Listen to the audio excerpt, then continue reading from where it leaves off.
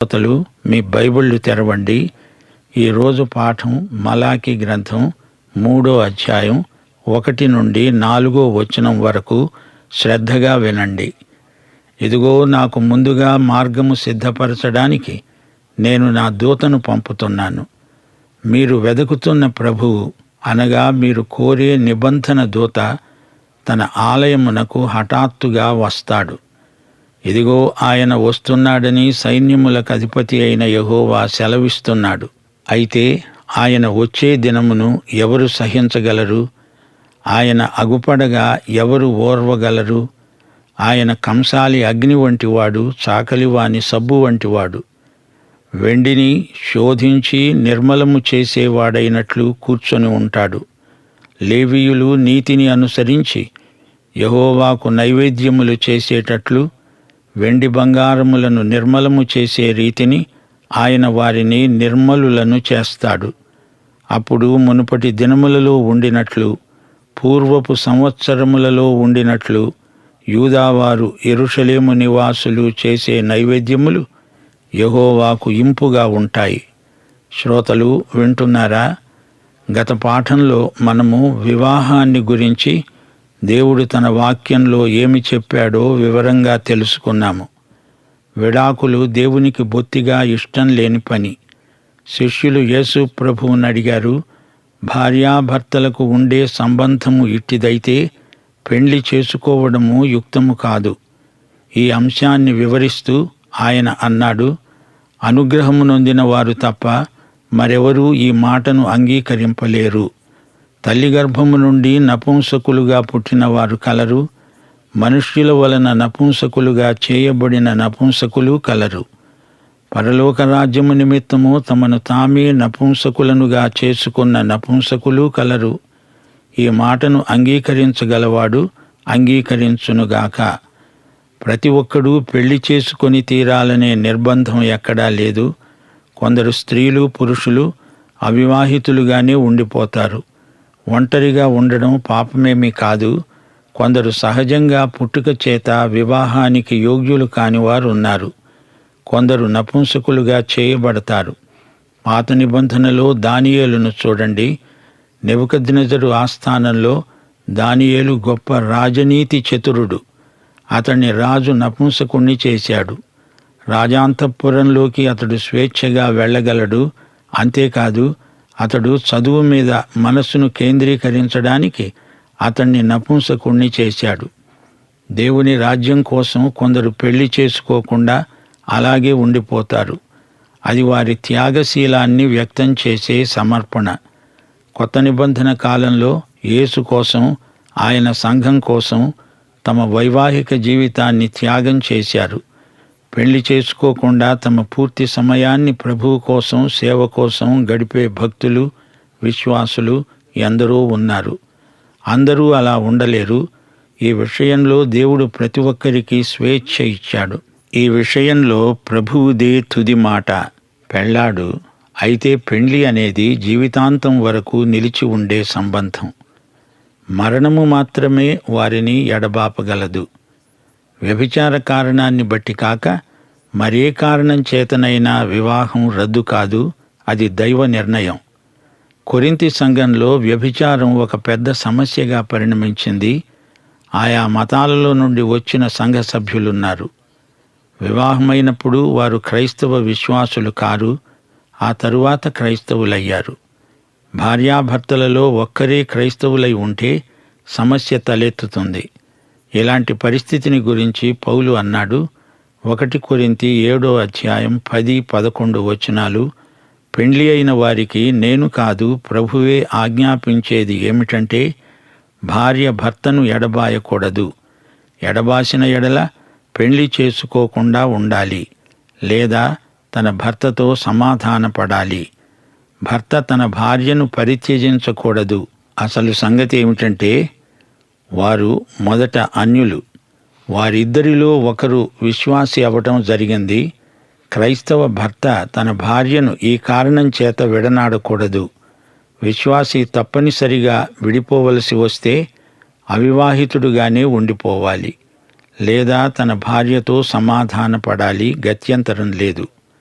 1 కొరింథీ 7:12-15 వరకు పౌలు అంటున్నాడు, ప్రభువు కాదు, నేనే తక్కిన వారితో చెప్పేది ఏమిటంటే, ఏ సహోదరునికైనా అవిశ్వాసురాలైన భార్య ఉండి ఆమె అతనితో కాపురము చేయనిష్టపడిన ఎడల అతడు ఆమెను పరిత్యజింపకూడదు. ఏ స్త్రీకైనా అవిశ్వాసి అయిన భర్త ఉండి ఆమెతో కాపురము చేయనిష్టపడిన ఎడల ఆమె అతణ్ణి పరిత్యజింపకూడదు. అవిశ్వాసి అయిన భర్త భార్యను బట్టి పరిశుద్ధపరచబడతాడు. అవిశ్వాసురాలైన భార్య విశ్వాసి అయిన భర్తను బట్టి పరిశుద్ధపరచబడుతుంది. లేని ఎడల మీ పిల్లలు అపవిత్రులై ఉంటారు. ఇప్పుడైతే వారు పవిత్రులు. అయితే అవిశ్వాసి అయిన వాడు ఎడబాస్తే ఎడబాయవచ్చు. అట్టి సందర్భములో సహోదరునికైనా సహోదరికైనా నిర్బంధము లేదు. సమాధానముగా ఉండడానికి దేవుడు మనల్ని పిలిచాడు. భార్య గాని భర్త గాని అవిశ్వాసి అయి ఉండి వెళ్ళిపోతే ఏం చెయ్యాలి?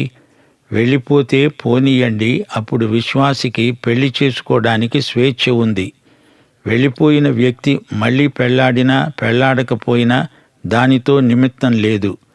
నిర్బంధం అంటే పెళ్లి ప్రమాణాలు అని అర్థం. సమాధానంగా ఉండడానికి దేవుడు మనల్ని పిలిచాడు. అంతేకాని ఇంటిలో నరకాన్ని సృష్టించుకోమని దేవుడు చెప్పలేదు. భార్యాభర్తలు పొద్దస్తమానము పిల్లుల్లాగా కుక్కల్లాగా కొట్లాడుకోవడం కాట్లాడుకోవడం దేవునికి మహిమ కాదు, అపఖ్యాతి. సమాధాన దృక్పథంతో తీర్మానాలు శాంతియుతంగా చేయవలసి ఉంది. వ్యభిచార కారణం ఒకటి, అవిశ్వాసం మరొకటి. ఈ రెండిటిలో విశ్వాసి ఎంతో సంయమనం పాటించాలి. మన దేవుడు దీర్ఘశాంతము గలవాడు. కొన్ని సందర్భాలలో భార్యాభర్తలు విడిపోతారు. అయినా వారు పెళ్లి చేసుకునేటప్పుడే జాగ్రత్తగా ప్రార్థనపూర్వకంగా తీర్మానం చేసుకోవాలి. వివాహమే సమస్యతో మొదలైనప్పుడు విడాకులతో సమస్య తీరిపోదు. కొందరు విడిపోయినా విడాకులు కోరకూడదు. విడిపోయిన వారు మారుమనస్సు పొంది తిరిగి కలుసుకోవడం అసాధ్యమేమీ కాదు.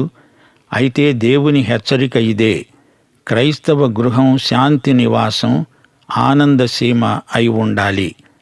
గృహసీమ కరాటే కేంద్రం కాదు, కుస్తీ పట్ల రంగం కాదు. అది ప్రేమ నిలయం. దేవుని నిర్ణయం కాక మనుషుల తీర్మానమైతే సమస్యల వెంట సమస్యలు ఉత్పన్నమవుతాయి. దేవుని చిత్తము పరలోకములో లాగే ఇక్కడ క్రైస్తవ గృహములో నెరవేరాలి కదా. విడాకులు పాపమా అని మీరడుగుతారని మాకు తెలుసు. అవును, విడాకులు పాపమే. హత్యలాగే అన్ని పాపాల్లాగే ఇది పాపమే. హత్య చేసిన వాడు రక్షించబడగలడు, అవునా? శిలువ మీద వేలాడుతున్న దొంగను చూడండి. అతడు యేసు ప్రక్కనే ఉన్నాడు. అతడు రక్షించబడ్డాడు. యేసు ప్రభు శిలువ మీద చనిపోయాడు. లోకములోని మానవులందరి పాపము కోసమై ఆయన చనిపోయాడు. శిలువ మీది దొంగ హంతకుడు కూడా. అతడు యేసుక్రీస్తునందు విశ్వాసముంచాడు. యేసు రక్తం అతణ్ణి కడిగివేసింది. అతడు రక్షించబడ్డాడు. విడాకులనే పాపం చేసిన వాడు రక్షించబడగలడు. విడాకులు అనేది పాపాల జాబితాలో నుండి తీసి ప్రత్యేకంగా రాయకండి. పాపి పాపము నుండి పరిశుద్ధతలోకి రక్షించబడతాడు. రక్షించబడిన వ్యక్తి దేవునికి ఏది మహిమో అదే చేస్తాడు. రక్షణ పొందకముందే విడాకులు ఇచ్చిన వారు, విడాకులకు గురి అయిన వారు ఉన్నారు. అందరి పట్ల ఇదే నియమం పనిచేస్తుంది. యేసుక్రీస్తు దగ్గరికి వస్తేనే కాని పాపం క్షమించబడదు. క్షమించబడి రక్షించబడిన వ్యక్తి ప్రార్థనపూర్వకంగా తీర్మానం చేసుకోవాలి. కొత్త ఆరంభం చెయ్యాలి. ప్రియ శ్రోతలు, మలాకీ గ్రంథం 3వ అధ్యాయం 2 దూతలను గురించి చెబుతోంది. మొదటి దూత మార్గము సిద్ధపరుస్తాడు. ఈ దూత బాప్తిస్మకుడైన యోహాను. రెండో దూత నిబంధన దూత. ఈయన యేసుక్రీస్తు. బాప్తిస్మకుడైన యోహాను విషయం 4 సువార్తల్లోనూ ప్రస్తావించబడింది. అయితే యేసుక్రీస్తును నిబంధన దూతగా సువార్తలలో ఏ సువార్తికుడు పేర్కొనలేదు. నిబంధన దూత అన్నప్పుడు ఇది మొదటి రాకడను గురించింది కాదు, ఆయన విమోచకుడుగా కాదు, తీర్పరిగా వస్తాడు. ఇది రెండో రాకడ. రాజ్య సంస్థాపనార్థమై వస్తాడు. భూమిపై చెలరేగిన తిరుగుబాటును అణిచివేస్తాడు. మొదటిసారి ఆయన వచ్చినప్పుడు లూకాసు వార్త 12:14 అన్నాడు, ఓయి, మీ మీద తీర్పరిగానైనా పంచిపెట్టేవానిగానైనా నన్నెవడు నియమించాడు? ఆస్తుల పంపకంలో తగాదా తీర్చవలసిందని ఒకడు అడిగిన దానికి జవాబుగా ప్రభువు ఈ మాట అన్నాడు. మొదటిసారి ఆయన రక్షించటానికి వచ్చాడు. ప్రియ శ్రోతలు, మొదటి రాకడ కృప, రెండో రాకడ తీర్పు. మొదటిసారి ప్రభువు వచ్చినప్పుడు రాజ్యం స్థాపించటానికి రాలేదు, కృపను ప్రత్యక్షపరిచాడు. మొదటి రాకడలో యేసు రక్షకుడు, రెండో రాకడలో ఆయన రాజు, సార్వభౌముడు. సువార్తలలో మొదటి దూత అయిన యోహానును గురించిన బైబిలు వచనాలను గమనించండి. మత్తయి సువార్త 11:9-10 ప్రభు అన్నాడు, ఏమి చూడడానికి మీరు వెళ్ళారు? ప్రవక్తనా? అవును, కాని ప్రవక్త కంటే గొప్పవాణ్ణి చూచారు. యెషయా ఇతణ్ణి గురించే రాశాడు. ఇతడే యోహాను. ఇదిగో, నా దూతను నేను నీకు ముందుగా పంపుతున్నాను. అతడు నీ ముందర నీ మార్గమును సిద్ధపరుస్తాడు. మార్కు సువార్త 1:2 అంటోంది, ఇదిగో, నా దూతను నీకు ముందుగా పంపుతున్నాను. అతడు నీ మార్గమును సిద్ధపరుస్తాడు. ఆయన త్రోవలు సరాళము చెయ్యండి అని అరణ్యములో కేక వేస్తున్న ఒక నిశ్శబ్దము. ప్రవక్త అయిన యెషయా చేత చెప్పబడినట్లు ఇతడు బాప్తిస్మమిచ్చే యోహాను. అరణ్యములో ఉండి ప్రకటించాడు. అలాగే లూకాసు వార్త 7:27 కూడా బాప్తిస్మకుడైన యోహానునే పేర్కొన్నది. ఇదిగో, నేను నా దూతను నీకు ముందుగా పంపుతున్నాను. అతడు నీ ముందర నీ మార్గము సిద్ధపరుస్తాడు అని యోహానును గురించే వ్రాయబడింది. యోహాను సువార్త 1:23 అంటోంది, ప్రవక్త అయిన యెషయా చెప్పినట్లు నేను ప్రభువు త్రోవ సరాళము చేయండి అని అరణ్యములో ఎలుగెత్తి చెప్పే ఒక నిశ్శబ్దమును అని యోహాను అన్నాడు. చూచారా, మత్తయి, మార్కు, లూకా, యోహాను సువార్తలు బాప్తిస్మకుడైన యోహాను అనే దూతను గురించి చెబుతున్నాయి. ఇప్పుడు ఇక్కడ ప్రవక్త అయిన మలాకి కూడా యోహానును గురించే చెబుతున్నాడు. ఇశ్రాయేలు ప్రజలు అడిగిన ప్రశ్నకు ఇది జవాబు. దేవుడు మొదటిసారి యేసుక్రీస్తును పంపాడు. ఆయన రక్షించడానికి వచ్చాడు. ఆయన రక్షకుడు. ఆయన అనుగ్రహించింది కృపారక్షణ. అయితే ఆయన రెండో పర్యాయం రాబోతున్నాడు. ఆయన నిబంధన దూత, తీర్పరి. నీతి న్యాయములు గల తన రాజ్యమును స్థాపించడానికి ఆయన వస్తాడు. ఇప్పుడు ఆయన నీకు రక్షకుడై ఉండకపోతే రేపు ఆయన వచ్చినప్పుడు నీకు తీర్పరి అవుతాడు. యోహాను సువార్త 5:22 తండ్రి ఎవనికీ తీర్పు తీర్చడు గాని తండ్రిని ఘనపరచునట్లుగా అందరూ కుమారుణ్ణి ఘనపరచాలని తీర్పు తీర్చడానికి సర్వాధికారము కుమారునికి అప్పగించి ఉన్నాడు. ప్రకటన గ్రంథంలో ధవళ సింహాసనమును చూడండి. దానిపై కూర్చున్నదెవరు? ప్రభువైన యేసుక్రీస్తు. నశించిన ప్రజలెందరో, అన్ని వర్గాలకు చెందినవారు ధవళ సింహాసనపు తీర్పునకు నిలుస్తారు. ఈయన నిబంధన దూత. ఇది ఇశ్రాయేలుతో దేవుడు చేసుకున్న నిబంధన. లేవియకాండం 26:9-13 వరకు ఈ నిబంధన ఉంది. నేను మీతో చేసిన నిబంధనను స్థాపిస్తాను అన్నాడు దేవుడు. నా మందిరమును మీ మధ్య ఉంచుతాను. మీ యందు నా మనస్సు అసహ్యపడదు. నేను మీ మధ్య నడుస్తాను. మీకు దేవుణ్ణై ఉంటాను. మీరు నా ప్రజలై ఉంటారు. నేను మీ కాడి పలుపులను తెంచి మిమ్ములను నిలువుగా నడిపించాను. ఇది ఇశ్రాయేలీయులతో దేవుడు చేసిన నిబంధన. ద్వితీయోపదేశకాండం ఈ నిబంధనను ధృవపరుస్తుంది. 40 సంవత్సరాలు అరణ్య ప్రయాణంలో దేవుని ధర్మశాస్త్రంతో ఇశ్రాయేలీయుల అనుభవాలు అన్నీ ఇన్నీ కావు. ద్వితీయోపదేశకాండం 4వ అధ్యాయం 23వ వచనం. మీ దేవుడైన యెహోవా మీకు ఏర్పరచిన నిబంధనను మరచి నీ దేవుడైన యెహోవా నీకు ఆజ్ఞాపించినట్లు ఏ స్వరూపము కలిగిన విగ్రహమునైనా చేసుకొనకుండునట్లు మీరు జాగ్రత్త పడాలి. అయితే ఇశ్రాయేలీయులు నిబంధనను మీరారు. అన్యదేవతా ప్రతిమలనే కాదు, వారి మంత్రతంత్రాలను కూడా చేపట్టారు. మలాకీ అంటున్నాడు, నిబంధనను పూర్తిగా స్థిరపరచడానికి దూత రాబోతున్నాడు. దేవుడు వారి మధ్య సంచరిస్తాడు. అప్పుడు గొప్ప శుద్ధి కార్యక్రమం జరగబోతున్నది. దేవుడు వారి మధ్య తిరుగుతాడు అంటే వారు పరిశుద్ధపరచబడ్డారు అని గ్రహించాలి. మీరు వెదుకుతున్న దూత, మీరు కోరే నిబంధన దూత ఆయన ఆలయానికి వస్తాడు. ఇదిగో ఆయన వస్తున్నాడు. ఈయన ఎవరు? అవతరించిన దేవుడు, ప్రభువైన యేసుక్రీస్తు, శరీరము ధరించిన దేవుడు. ఆయన అకస్మాత్తుగా వస్తాడు.